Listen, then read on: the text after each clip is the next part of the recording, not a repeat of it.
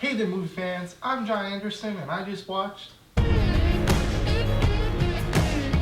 Logan wasn't exactly my most anticipated comic book film of this year with so many huge ones coming out, and I was never the biggest fan of the now Wolverine trilogy. I remember seeing X-Men Origins Wolverine and liking it the first time, but on my second viewing, I was so bored and confused why I even liked it. And I was super late to the Wolverine game, where I actually liked the post-credit scene more than the actual movie itself. But with positive word of mouth, convincing trailers, I was willing and excited to see this film. Logan takes place in the near future, where mutants are virtually extinct and Logan's healing factor isn't what it used to be. But when a young girl finds his way into his life, he discovers there may be more to his life and mutant kind.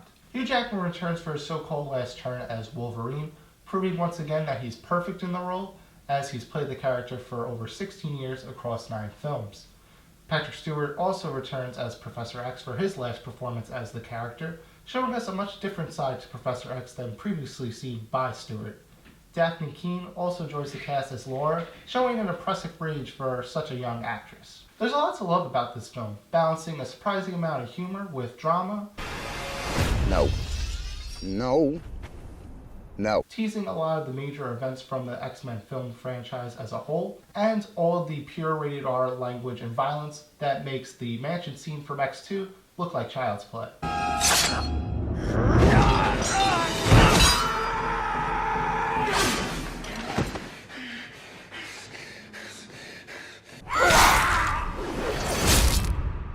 Holy fuck. I was so invested in the first half of the film with a very grounded approach, having an older Wolverine care for the even wearier Professor X. As the film moves into the second half, it gets a lot more comic booky, which reminds me a lot of The Wolverine, which coincidentally is also directed by James Mangold, but not nearly as over the top as The Wolverine. There's also a scene in the film that could have easily played out like a scene from X-Men Origins, but thankfully it goes in a much different direction. As for negatives, there was one element that really took me out of the film because it wasn't really set up or developed well enough. It just seemed kind of shocking, and if you've seen the film you know what I'm talking about.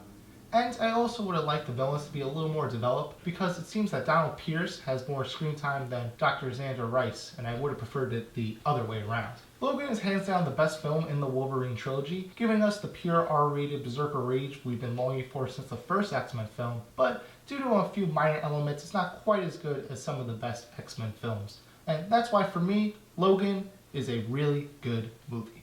So those are my thoughts on Logan. Do you agree, disagree? Let me know down in the comments below. And be sure to click right here to see my review from last week on Get Out, and click over here to see my latest series reviews on Aliens and Memento.